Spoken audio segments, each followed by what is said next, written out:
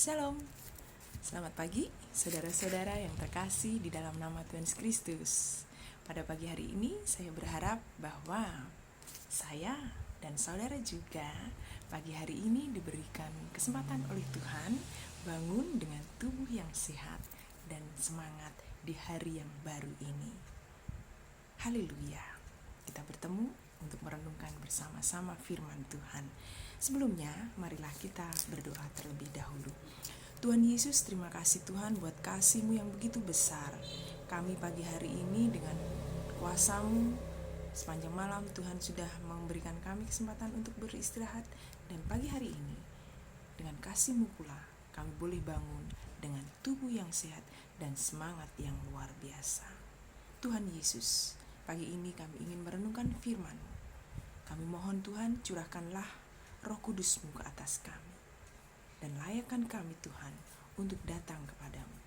Mampukan kami Tuhan untuk merenungkan firman-Mu dan terlebih melakukannya di dalam kehidupan kami sehari-hari. Terima kasih Tuhan Yesus, terima kasih Bapa. Di dalam nama-Mu Tuhan Yesus Kristus kami berdoa dan mengucap syukur. Haleluya, amin. Saudara yang terkasih, untuk tema renungan pada pagi hari ini adalah bebas dari penipuan. Bacaannya diambil dari Yeremia pasal 29 ayat 24 sampai dengan 32. Dan natsnya diambil di dalam ayat yang ke-31. Saya akan membaca buat kita semuanya. Yeremia pasal 29 ayat yang ke-31. Demikianlah firman Tuhan. Kirimlah pesan kepada semua orang buangan itu. Beginilah firman Tuhan tentang Semaya, orang Nehelam itu. Oleh karena Semaya telah bernubuat kepadamu, sekalipun aku tidak mengutusnya, dan ia telah membuat kamu percaya kepada dusta. Amin. Saudara yang terkasih, tidak terasa dan bahkan mungkin terasa juga kita sudah mengalami dan menjalani pandemi COVID-19 selama 2 tahun. Dan ada berbagai hal yang kita alami dan Tuhan izinkan buat terjadi. Salah satunya adalah apa yang saya alami dan beberapa orang alami, yaitu adanya tren online shop atau belanja online. Kita tidak perlu kemana-mana saudara, cukup di rumah saja dan pegang smartphone. Kita bisa kemana-mana, kita bisa belanja di mana kita suka, kita bisa milih barang apapun yang kita suka, dan bahkan bisa jadi tidak melihat harganya. Itu yang saya alami. Ketika saya selesai operasi, saya hanya berbaring bed rest. Saya pegang smartphone dan tanpa terasa saya mempunyai aplikasi online shop. Saya surfing, saya membuka beberapa toko, kemudian melihatnya dan saya tertarik. Mudah sekali karena saya hanya memilih gambar atau bahkan melihat videonya langsung, kemudian saya klik, saya masukkan ke dalam keranjang, kemudian saya check out, kemudian saya membayarnya. Gampang bukan? Dan saya merasa senang ketika barang tersebut datang. Diantarkan kurir, setiap hari saya menerima barang dan itu tidak terasa saudara. Nah, itulah godaan untuk online shop. Dan tentunya kita akan merasa senang. Saya sendiri merasa senang ketika barang yang saya pilih itu adalah barang yang sesuai dengan ekspektasi saya, sesuai dengan keinginan saya. Dan tentunya banyak wanita yang menginginkan bahwa barangnya bagus tetapi harganya murah meriah. Satu hal yang luar biasa. Harganya tinggi kemudian diskon. Wow, dengan harga yang kecil, dengan harga yang murah kita dapatkan barang yang bagus dan sesuai dengan keinginan kita. Itu sukanya. Bagaimana dengan dukanya? Saya pernah mengalami juga. Saya punya aplikasi salah satu online shop. Ternyata di situ saudara, saya melihat bahwa ada barang, saya tertarik. Saya masukkan keranjang, saya check out, saya bayar. Ketika kurir datang, tersebut jauh sekali, sangat mengecewakan. Saya ketawa terus dia, bagaimana saya bisa membeli barang yang seperti ini?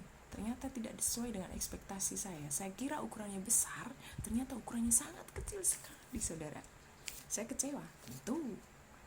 Tapi saya tertawa, bukan berarti saya senang, karena saya kecewa, lucu.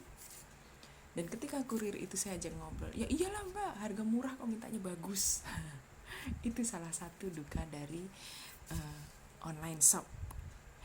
Nah, berikut ada pesan dari beberapa penjual demikian. Jangan tergiur dengan harga murah. Saudara, pesan tersebut patut untuk diperhatikan dan sangat penting sekali. Di tengah maraknya belanja online shop, tidak jarang dan tidak sedikit yang mengalami penipuan. Contohnya saya tadi, walaupun hanya sedikit barang sih, dan terkadang juga barang yang hanya lapar mata saja saya belanja, akhirnya tidak terpakai. Nah, karena barang yang tidak dikirim itu tentunya yang seperti saya alami tadi tidak sesuai dengan gambar yang ditawarkan. Nah, di tengah kungkungan, setiap orang ingin tetap mendapatkan kemudahan dengan harga yang terjangkau. Kita lupa saudara, bahwa ada pepatah yang mengatakan rego nggawa rupa. Tidak ada harga murah untuk barang yang berkualitas. Bila ada, perlu diwaspadai.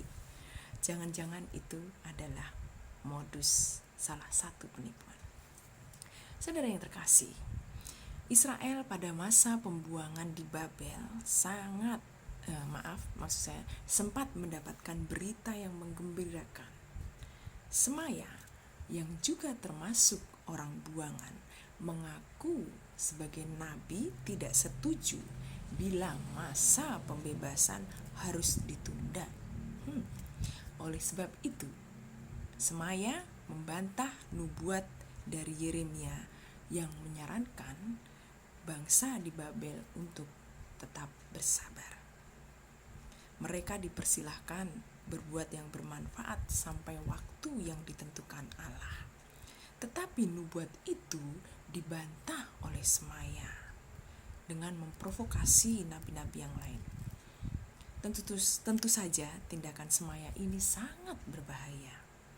Semaya berusaha menyenangkan bangsanya, tetapi sekaligus mengajak untuk tidak percaya kepada rencana dan kehendak Tuhan. Penghiburan yang sangat menyesatkan. Maka dari itu, Tuhan berencana untuk memusnahkan Semaya, termasuk keluarganya, dengan sumpah tidak mengizinkan Semaya menikmati masa depan yang dijanjikan.